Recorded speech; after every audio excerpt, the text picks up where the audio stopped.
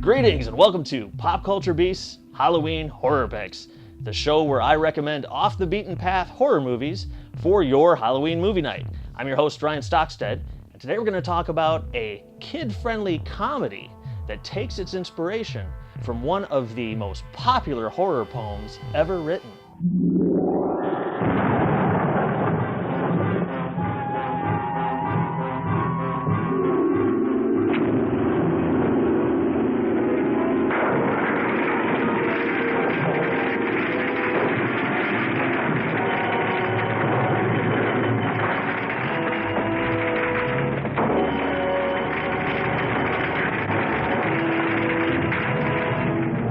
The Raven, 1963.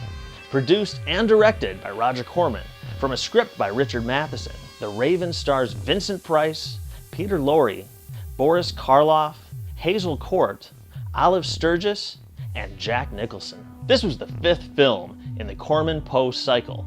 8 movies directed by Roger Corman, all loosely based on Edgar Allan Poe stories. Sometimes very loosely based. Or, in the case of The Haunted Palace, not actually based on Poe at all. Of all the Corman-Poe films, this is certainly the funniest, the others being rather more serious horror fare. This also features the most improvisation, something the classically trained Karloff despised. All of the other cast members took to it easily, but it drove Karloff nuts.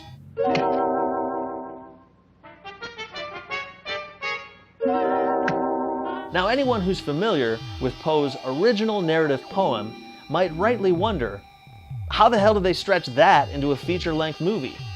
A fair question. Essentially, they did it by playing fast and loose with the concept. Probably less than 5 minutes of the movie is recognizably derived from the original material. Are you some dark-winged messenger from beyond? Answer me, monster, tell me truly. Shall I ever hold again that radiant maiden whom the angels call Lenore? How the hell should I know? What am I, a fortune teller? Here to help us further explore The Raven is a special guest, filmmaker and screenwriter, Kevin DiNovis. Kevin, thank you for joining us. Oh, thanks for having me, Ryan. I'm thrilled to be here. Yeah, definitely. All right, so what can you tell us about the plot of The Raven? The movie takes the poem and uses it as a springboard into a story about 15th century wizards.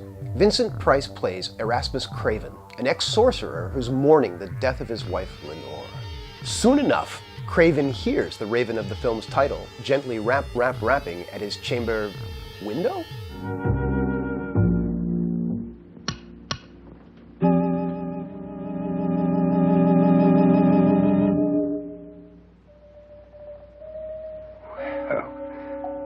Well, upon my soul.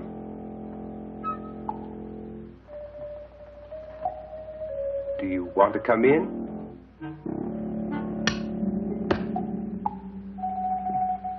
I believe it does. It turns out that the bird is actually another wizard named Bedloe. Bedloe has been cursed, and he needs Craven's help to return to human form. A bit of dried bat's blood and jellied spiders later, and voila, instant Peter Lorre. You're not going to drink it. What did you think I was going to do? Take a bath in it?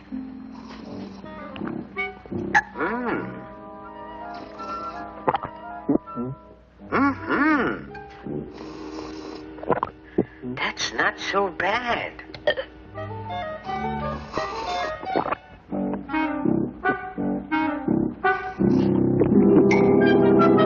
I love Peter Lorre in this.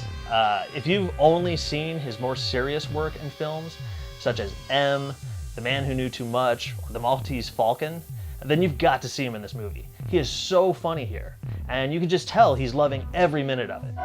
You really should wear a hat. Oh, thank you. That's very considerate of you. But I can't see through that. Well, that's meant to be a scarf, Doctor, you see? Oh. There. But I don't want to be choked to death by a head. I'm sorry. Here, try this one. I don't like the material. Well, then this. That's nice. That matches the screen, doesn't it? A little too large, isn't it? Yes. Lorre plays the drunken wizard Bedloe with relish. He quickly tries to convince Craven to help him get revenge on the villainous sorcerer Sturgess, played by Boris Karloff. I can't imagine why you want him here. It's not Craven I want. It's his magic. Craven isn't interested, despite the fact that he and Sturgess have a long-standing, unsettled feud. As far as Craven is concerned, he retired a long time ago. In any case, I have to return to the castle of Dr. Sturgess tonight. Oh, no, sir, please, I beg you, I implore you, do not go back there. But he has confiscated all my magical equipment, and I want revenge. But he is too powerful. Then come with me. No. No, I want nothing to do with him, nothing at all. But then Bedloe informs him that Lenore is still alive, and that Sturgess has her at his castle. Prepare the coach for immediate departure. Yes, sir. And you're going to need something to protect you from the cold. No, I meant clothes. Oh. Throw in a young Jack Nicholson as Bedloe's doting son, and the stage is set for a wizard showdown. Don't do that, Rexford. Dr. Bedloe, we must be on our way now. Yes, we are in a hurry. If you do that once more, I'll smash you one right in the face. Dr. Bedloe, please. He's my son. Yes, I know, but we must go. Then I must go with you. Yeah, and the whole thing culminates in a fantastic wizard's duel, which beat Disney's The Sword and the Stone to movie screens by 11 months.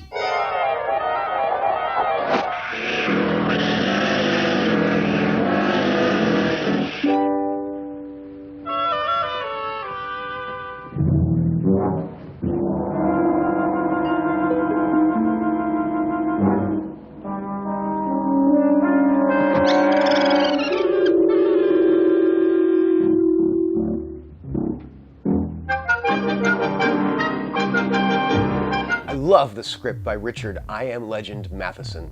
He has this quirky, oddball sense of humor that really gives the film a unique tone. I knew I was in for something special when in the first 5 minutes, Astell brings her father his goblet of warm milk. Here's some nice hot milk. Milk?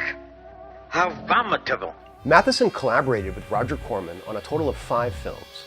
According to Corman, Matheson's first drafts were so good that he rarely required a second.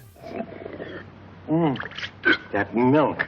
The Raven is a breezy, utterly charming comedy, and the perfect movie to watch with a kid this Halloween. What's that? I can't read it. Well, look inside then.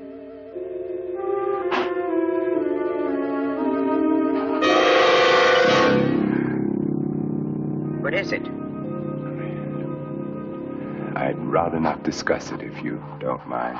This would make a great double feature with The Terror, Tales of Terror, or The Comedy of Terrors, 3 other early 60s Vincent Price team-ups with Roger Corman, all with various cast and crew members who overlap with the Raven.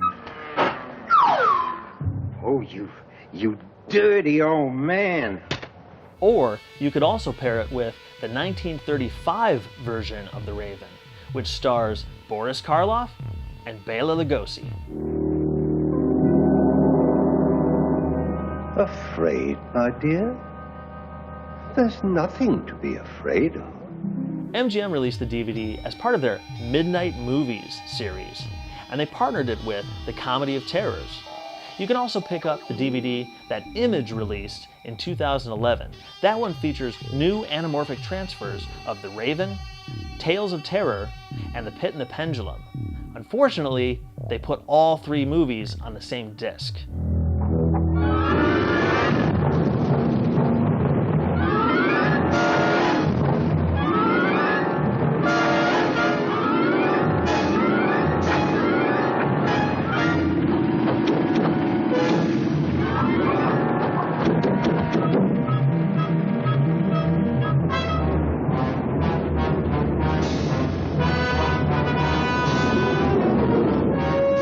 As always, whenever we have a special guest on this show, we like to open up the final minutes to the guest's recommendation. So, Kevin, what is your Halloween horror pick? My Halloween horror pick is The Slumber Party Massacre. Billed on its release in 1982 as the ultimate driller-killer thriller, The Slumber Party Massacre has since earned a reputation as the first feminist slasher film. When her parents leave town for the weekend, high school senior Trish Devereaux hosts an impromptu slumber party for her three best friends. Unfortunately for them, they hold it on the same night that deranged mass murderer Russ Thorne escapes from a local mental institution. Armed with a decidedly phallic cordless power drill, Thorne crashes the party and terrorizes the girls, picking them off one by one in the gloriously gruesome deaths we've come to expect from the genre. But while Jones and Brown deliver a lean, gory thriller that will satisfy even the most hardcore horror fans, they also manage to subtly subvert the genre by tweaking and undermining some of the most sacred slasher film tropes. Killer Russ Thorne's face isn't hidden behind a hockey mask or a grotesque deformity or even a conveniently placed shadow. His grim visage and institutional buzz cut are front and center from the very first kill, indicating that this is no monster, this is a man, and there is no threat more frightening. And there is no final girl in this film. There are three, whose combined coordinated effort is what ultimately vanquishes their foe. But not before they symbolically emasculate him, not once, but twice.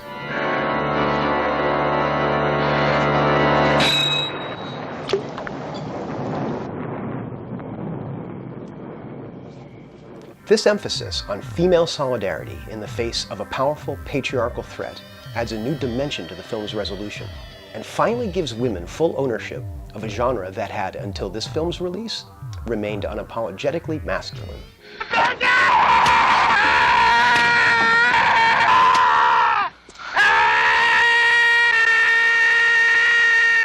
The Slumber Party Massacre also boasts the best slasher film score since John Carpenter's Halloween.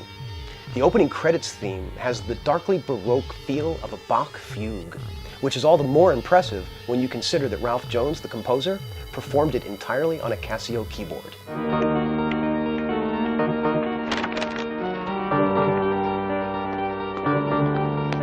If you're looking for a fun, gory, tongue-in-cheek slasher classic with a feminist edge, then I recommend The Slumber Party Massacre. And if you're a fan of movies within movies, then when you watch this, keep your eyes peeled for clips from another Roger Corman classic, the Joe Dante Alan Arkush film, Hollywood Boulevard.